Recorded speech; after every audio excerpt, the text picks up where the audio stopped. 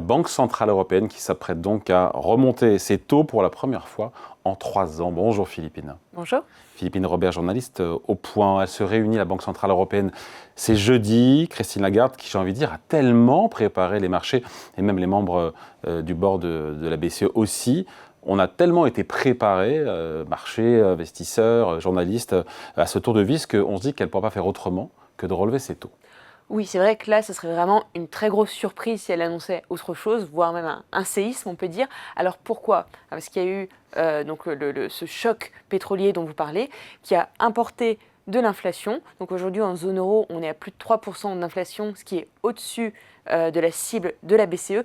Donc c'est vrai qu'on peut se dire qu'il y a toutes les chances, on a vu les communications ces dernières semaines, toutes les chances qu'il y ait en effet une annonce de hausse de taux pour montrer que la BCE prend en compte cette inflation et qu'elle ne laissera pas les prix dériver.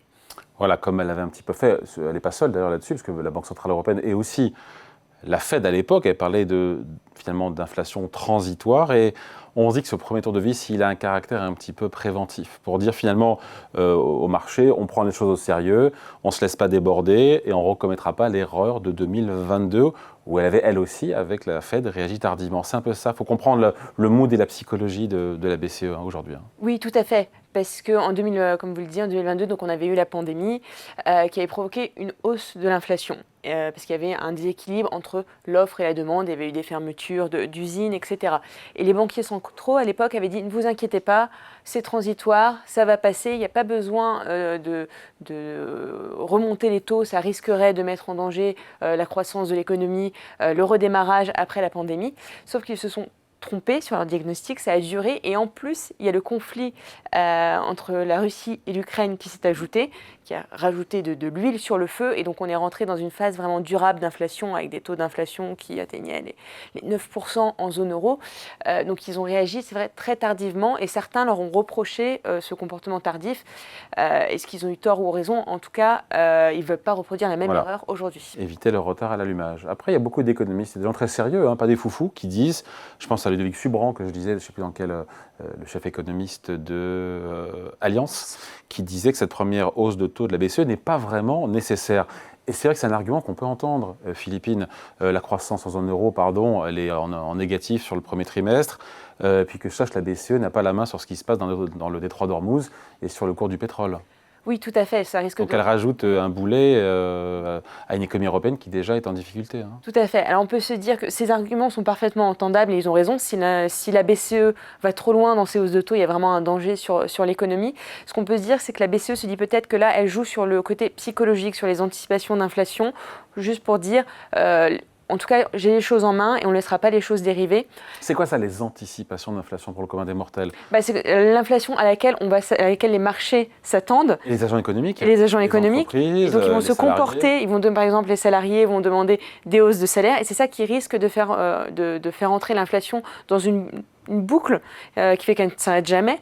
Et donc le rôle de la BCE est aussi d'avoir ce côté psychologique, de casser les attentes d'inflation, même si effectivement elle ne va pas rouvrir le détroit d'Ormuz, elle ne va pas faire baisser le prix du pétrole. C'est pour ça que c'est très délicat. C'est une position d'équilibriste et les deux points de vue peuvent en effet s'entendre. Sachant qu'il y a eu des erreurs commises, il faut reconnaître, par la BCE qui a fait de très bonnes choses sous Mario Draghi, mais on reproche évidemment la BCE, c'est à l'époque de Jean-Claude Trichet en 2008 et 2011, cette erreur d'avoir dû remonter trop tôt les taux d'intérêt, parce que l'inflation remontait, la croissance s'est effondrée, derrière il fallait rebaisser les taux. Il y a ce risque aujourd'hui ou on l'écarte? Alors c'est un risque. Après, je pense qu'il faudrait qu'elle entre vraiment dans une phase où elle dirait nous allons entrer vraiment dans une phase de resserrement monétaire, qu'un discours dur accompagne cette hausse des taux. Là, on ne s'attend pas à un discours dur de la part de Christine Lagarde jeudi. On s'attend à un discours où elle va être rassurante, en fait. Elle va essayer de jouer sur les deux côtés. On augmente les taux pour montrer qu'on ne va pas se laisser déborder par la situation, mais ça ne veut pas rentrer dans un cycle de resserrement, de relèvement dur, c'est ça? Tout à fait. Elle va dire on va voir au fur et à mesure, en fonction des données, réunion après réunion. Donc le discours, en tout cas, va rassurer. Les marchés, en plus, s'attendent à cette hausse. Ils attendent aussi une deuxième hausse de taux Voilà, voire même D'ici une Noël. deuxième, tout à fait.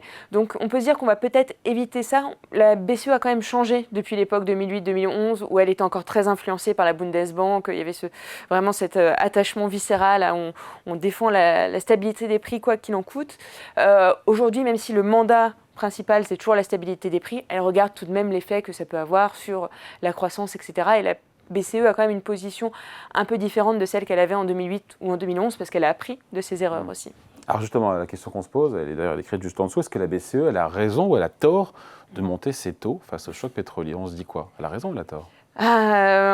Elle a raison, en tout cas, de montrer qu'elle prend en compte cette question de l'inflation, mais elle aurait tort de se lancer dans un vrai cycle de resserrement monétaire. Ça serait une erreur de politique monétaire. Ça serait vraiment l'erreur parce qu'effectivement, la croissance est quand même faiblarde. Les agents économiques sont quand même inquiets pour de multiples raisons. Donc, si on se lançait vraiment dans un resserrement monétaire qui augmenterait vraiment le coût du crédit, qui freinerait drastiquement la consommation, l'investissement, là, on aurait un effondrement de la croissance et ça serait effectivement dangereux. Donc la décision de demain ne devrait pas, a priori, précipiter l'économie dans une spirale infernale, même si toute hausse des taux freine légèrement l'économie. Donc voilà, tout est une question d'équilibre en fait aujourd'hui pour Christine Lagarde. Elle est sur un fil et elle doit faire attention à ne pas basculer d'un côté ou de l'autre. Avec une inflation en zone euro, vous avez raison, qui est à 3,2% sur un an. Mais on ne voit pas encore vraiment que ça passe dans le reste de l'économie. On a vu les prix des services dans les transports accélérer, mais il n'y a pas encore ce qu'on appelle les effets de second tour, la transmission au reste de l'économie. Pour l'instant, on ne se voit pas. C'est ça qu'il faut surveiller, en tout cas qu'elle va surveiller dans les prochains mois au fil des données. La BCE va continuer à regarder ça.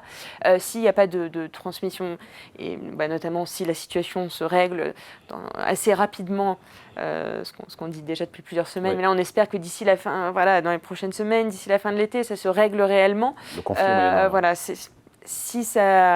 si les choses continuent à être engluées après la fin de l'été, là, on risque de rentrer dans une situation vraiment difficile. Donc, c'est une question de timing, d'équilibre. Donc, la décision de jeudi, elle est attendue, elle est déjà intégrée, elle ne devrait pas provoquer de catastrophe si elle s'accompagne d'un discours équilibré. Mais attention à la suite des événements. Allez, merci beaucoup. Explication signée Philippine Robert, donc journaliste au Point. Merci, bonne journée. Merci.